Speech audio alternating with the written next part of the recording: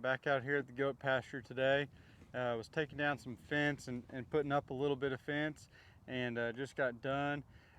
And I was thinking that maybe I should take you through a little bit more detail of some of the things I've got on my four-wheeler to make the fencing job go well and go fast. So the first thing, we've talked about a little bit already, but the piece of equipment that I use to hold these reels of wire, um, I was going to maybe talk a little bit more in detail about it, um, and how I got this piece of equipment. But this basket and this arm and these two pieces that hold these reels to unroll and to reel up, I actually purchased this.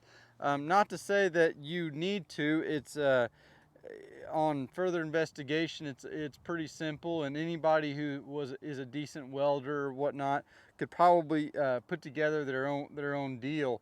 But I did purchase this. This particular item is called the Poly Fence Wizard.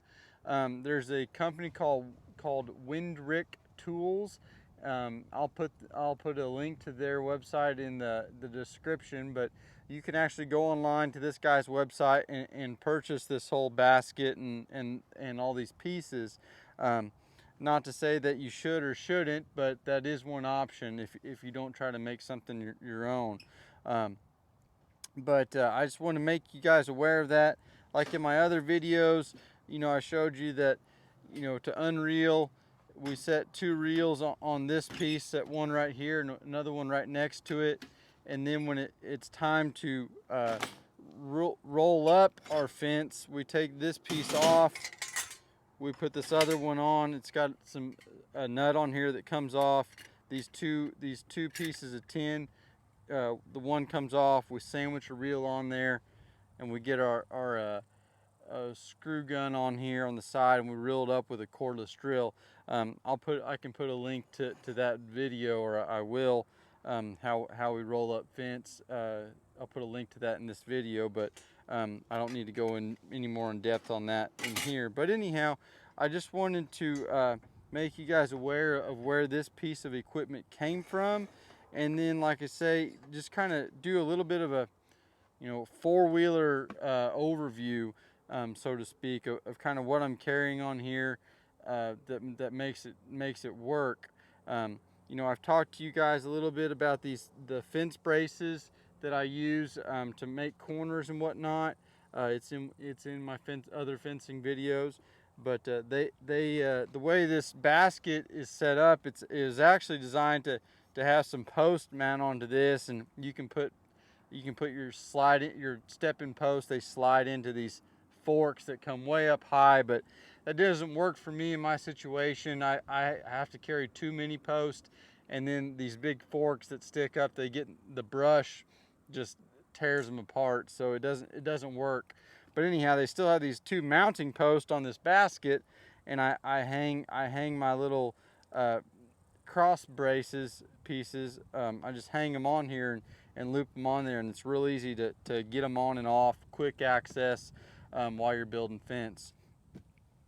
Further down the line, I've got my little toolbox here, and this is just mounted in here. I've got a bungee going around the back side of it, and it just kind of holds it in this corner and sits on the lip of this basket, and just sits right in there. So it's not even bolted or screwed in here. So if I want to take it out or do something else with it, I can. But I keep some of my bare essential fencing tools in here. So we'll take these out and just kind of go over what I've got in here. And this is what I carry on this four-wheeler every single day. When I'm going out and checking goats, putting up fence, etc. These are tools that I always have with me, and I find myself using on a pretty regular basis. So the first one, maybe the most important one to always have with you, is the fence remote. This will turn on and turn off my energizer that electrifies the poly wire. And additionally, it's a fault finder, which means it'll tell you how many kilovolts are running through your fence, which is extremely important with goats to know that you've got enough juice running through the fence.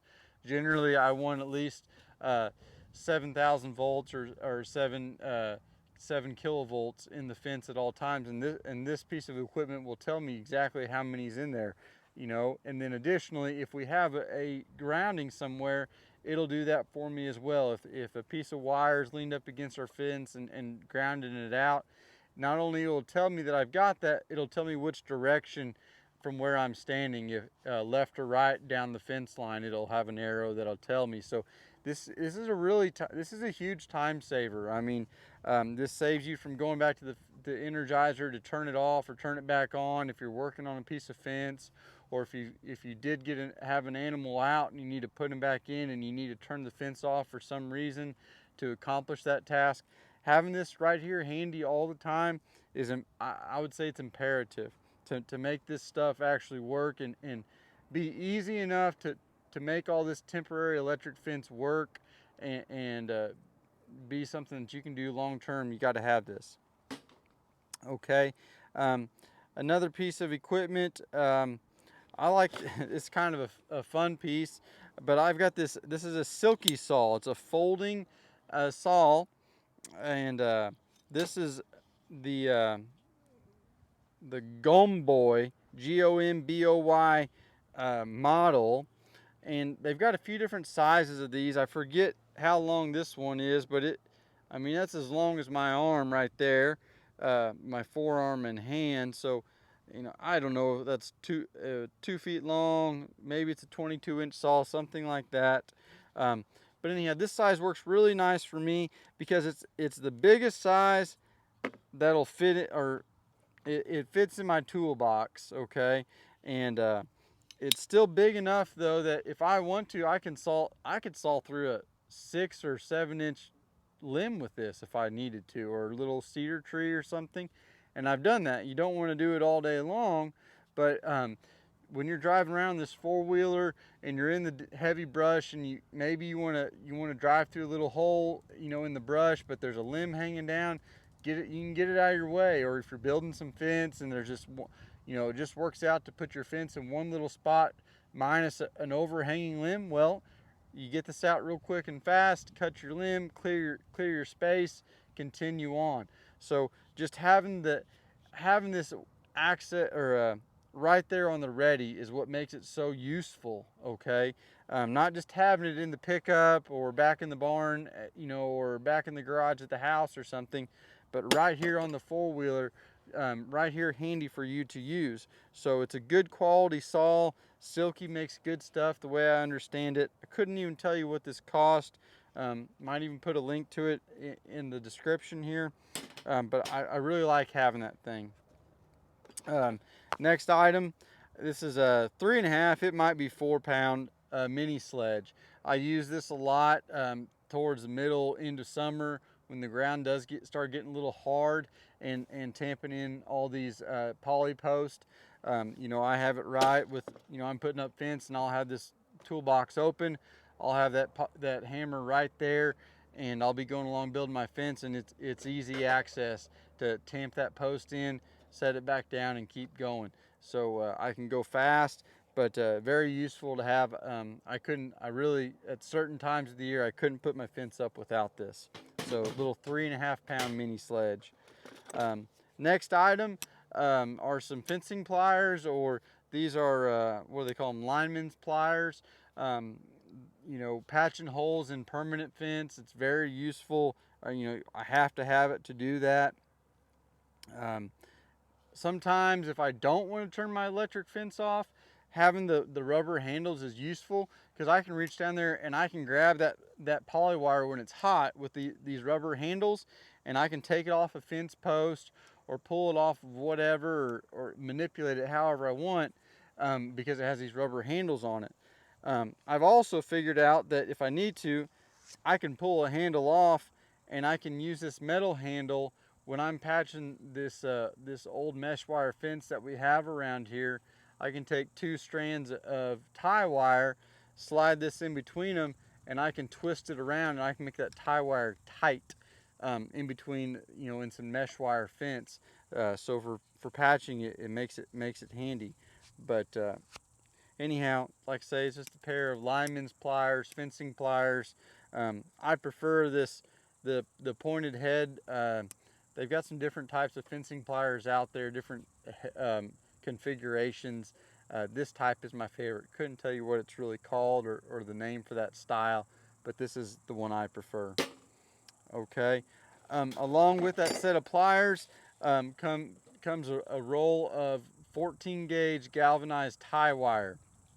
Um, 14 gauge is important. I'm pretty sure I'm telling you right that it's 14 gauge, but it's easy to manipulate. Galvanized is important, so it doesn't just start rusting tomorrow and all your work doesn't last that long. But I also like this little plastic reel. I get these at TSC, but this little reel is real convenient. Once again, to fit in the toolbox, to keep it up out of the way. But also when I'm working on tight places, like a little hole, you got some old mesh wire fence, you got brush all around you, but there's a little hole where the coyotes and the hogs and the deer and whatever else have been blowing a hole through the fence, and you're patching it up. Well, you're working in a tight little area.